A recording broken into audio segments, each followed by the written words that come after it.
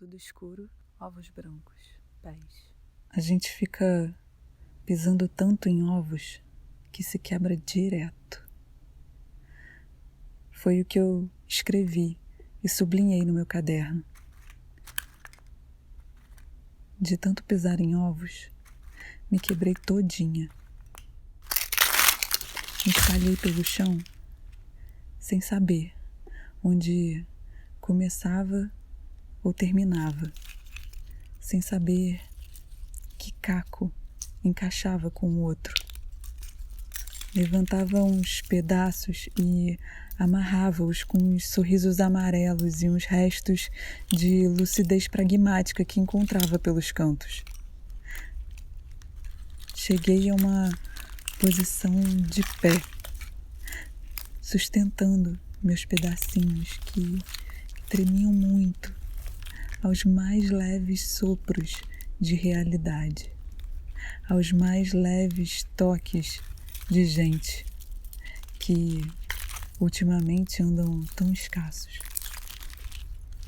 Mas me queriam bem e caminhante, e assim fui.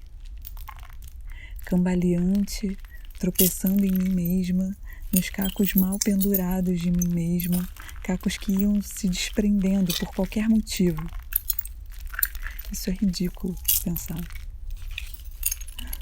Tropeçava, caía, levantava, meio desengonçada e fingia normalidade.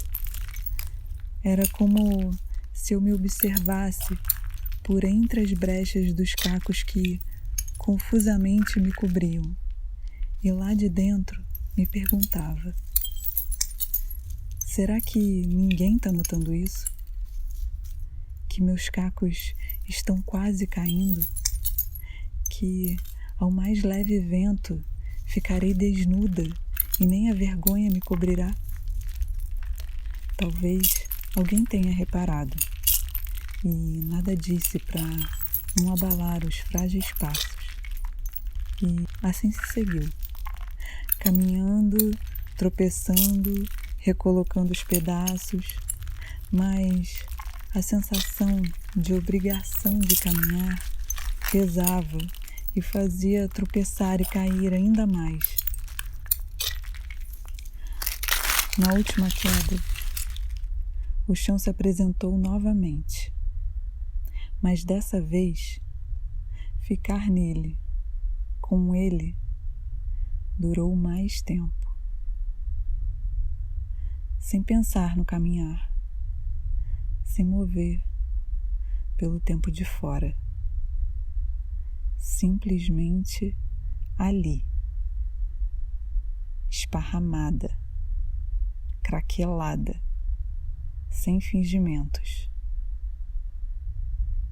Do chão foi possível ver todos os pedaços, ou quase todos, e escolher aqueles mais pesados, duros e ásperos que seriam de sustentação.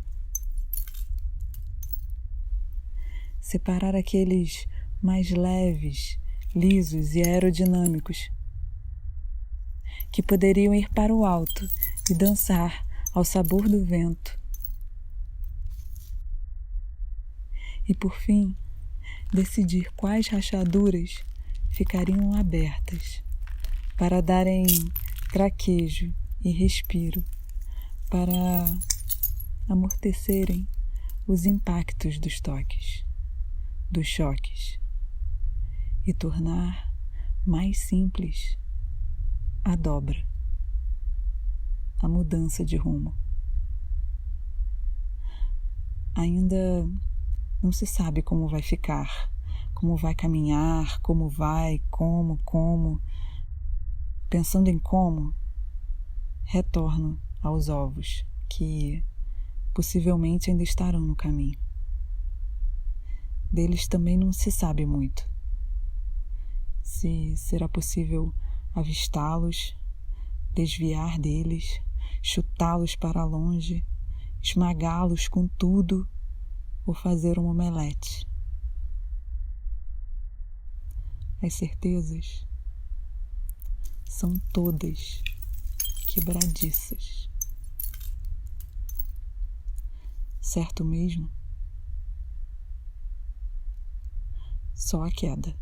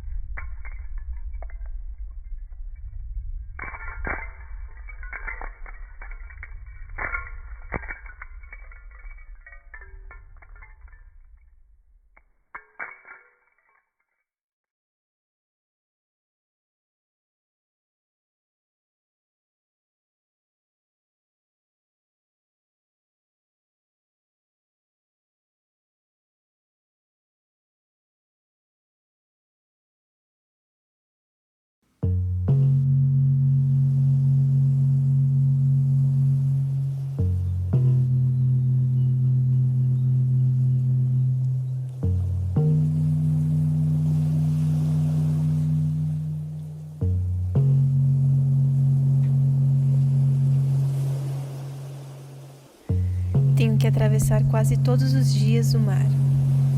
E o que permite isso é uma ponte chamada Pêncio. Ponte Pêncio. A ponte pendular que tenho que me equilibrar em cima de uma bicicleta, com o vento cortando o meu rosto, ou às vezes na sua força contrária, tentando derrubar o meu corpo.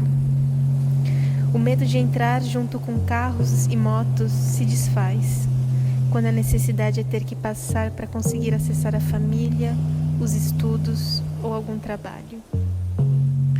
Só consigo lembrar da minha mãe, falando de Leonor, que saía de São Vicente e cruzava a ponte a pé, até chegar onde estou aqui, em Praia Grande. Parece que atravessar sempre foi uma missão da família. O mar vem como um consolo para disfarçar o cansaço que às vezes bate, ou para não me fazer esquecer de quem eu sou cuidada. É no pêndulo que divide a ilha de São Vicente e a vasta Praia Grande que percorro minhas obrigações, ou fugas. Às vezes mais escorregadio e cinzento, outros mais irradiante e molhado.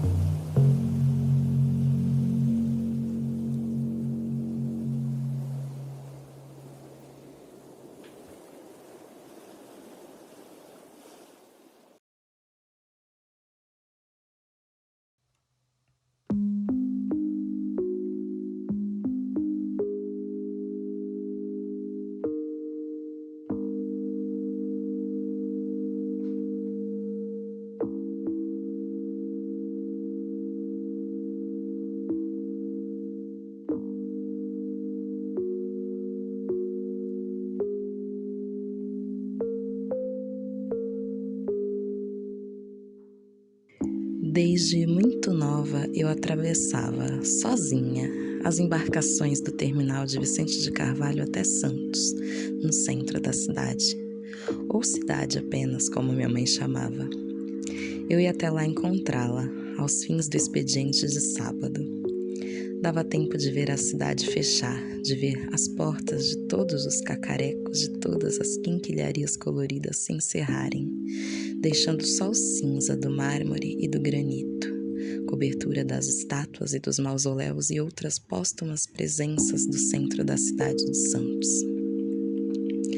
A barca que eu gostava mais de pegar era a Paicará, além de ser enorme, com aqueles bancos laranjas de fibra que, quando a gente encostava, deformavam tudo e obrigavam os tripulantes ou a se abandonarem à disformidade que o cansaço cozinhava a óleo queimado, ou a manter uma postura de autossustentação quase meditativa naqueles 15 minutos de travessia. Eu gostava da Paicará por ser também o nome do bairro onde eu nasci. E tinha certeza até ontem quase que Paicará era um nome indígena, Paicará. Mas fui confrontada por um amigo que disse ter sido Paicará, um sacerdote de orixá muito influente na região do Velho Itapema. Desmemórias da grafia, Paicará. E como isso revela sobre o desconhecido que nos circunda no próprio quintal.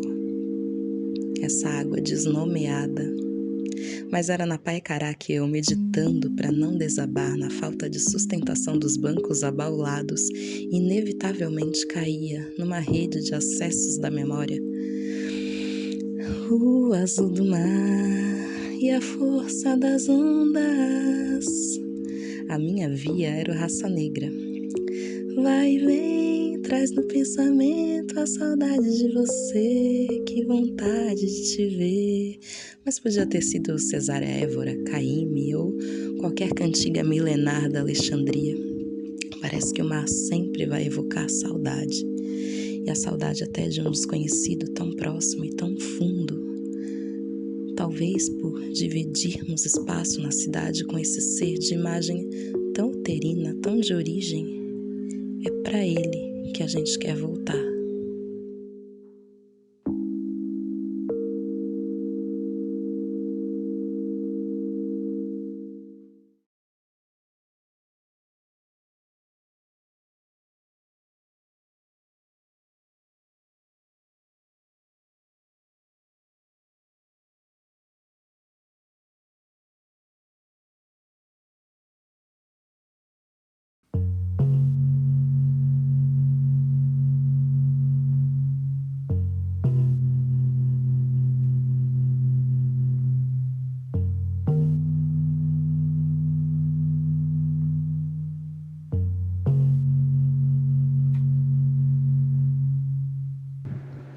Minha travessia.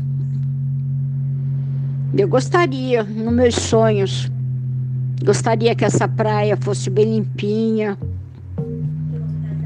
que fosse tudo arrumado, que a maré não enchesse nossas casas, né? Que o vento não derrubasse as telhas de muitas casas, né?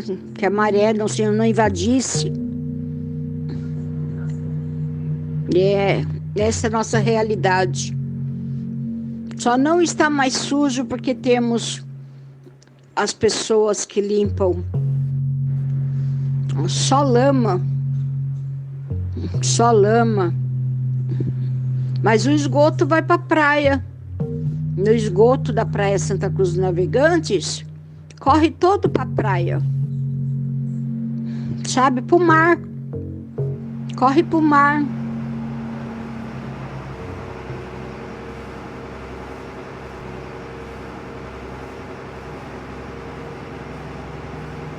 Essa é a visão que eu tenho aqui da minha praia, onde eu moro, que é Pouca Farinha, Santa Cruz dos Navegantes, né? Meu lugar dos sonhos. Quando a gente atravessa de Santos para cá, quando tá vento, tempestade, a gente tem que tomar cuidado para subir na barca, para descer da barca. Mas atravessar é muito bom. Ou para lá ou para cá. Indo e vindo.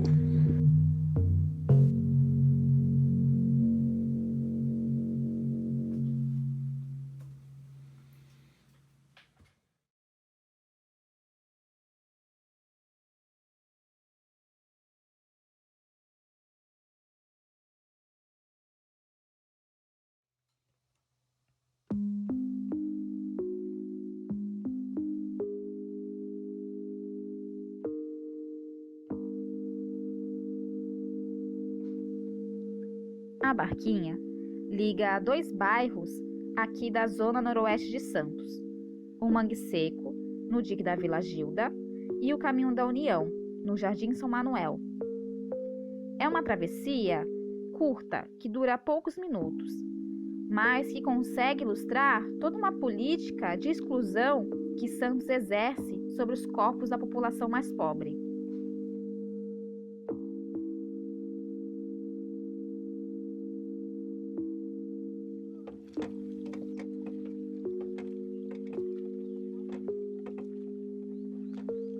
São corpos empurrados para sobreviver em cima das palafitas, sobre os mangues aterrados, nas margens dessa rica cidade. E além disso, tendo que dividir os poucos acessos ao centro da cidade com as cargas, os containers que entram e saem diariamente dos inúmeros pátios que fazem parte do Porto de Santos.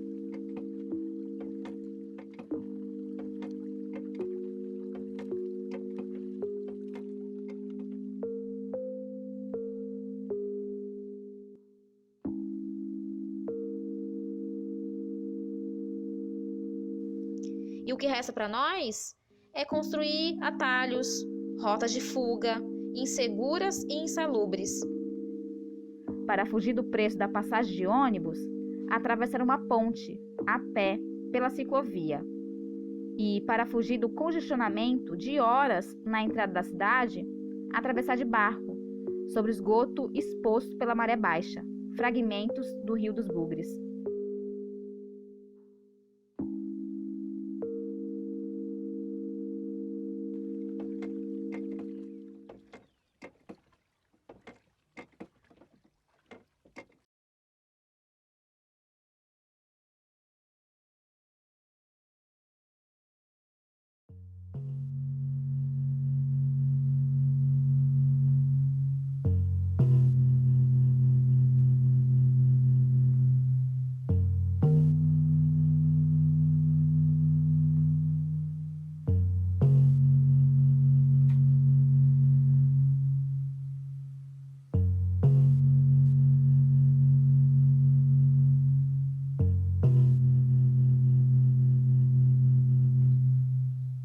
O Brasil começa aqui. Nós somos a primeira vila do Brasil. O começo da colonização é marcado por um maremoto que destrói essa vila. E a reconstrução é feita mais distante do mar, com o mesmo padrão colonial de exploração. Primeiro os engenhos de açúcar, depois a exportação do café, hoje é o petróleo. E essa terra é marcada por roubo e por violência. Eu moro na área continental de São Vicente, um território construído pela força de nordestinos que migraram em busca de trabalho e pressionaram a construção dessa ponte. Botaram fogo nas vias para reivindicar dignidade humana nesse lugar. Lutaram por saneamento, por escola, saúde, contra o envenenamento do solo e das pessoas que foram contaminadas pelo escoamento de lixo tóxico que uma empresa francesa direcionava para cá. Eu e a Ponte dos Barreiros completamos juntas 26 anos. Eu tenho sua paisagem gravada na memória como a ponte que me liga ao sonho e ao desespero. Anos de travessias forçadas até o outro extremo da cidade, dentro de uma geografia de humilhação. A nossa história é um retrato da tragédia que foi a colonização portuguesa perpetuada por uma máfia política que age como os feitores do seu próprio povo. Aqui, a balança da justiça nunca denunciou o acúmulo das desigualdades herdadas por nós. Por isso a justiça é falsa. Me põe a pensar quando virá o maremoto que a tudo destrói para então construir um justo e verdadeiro novo. Uma outra vida que seja digna de ser chamada de novidade. A fratura profunda dessas terras às vezes parece ser irreversível. E eu choro essa nação porque eu choro por mim mesma e vice-versa. Enquanto eu espero que as águas de lágrima e as águas de mar façam surgir uma onda de revolta popular como a nossa única salvação.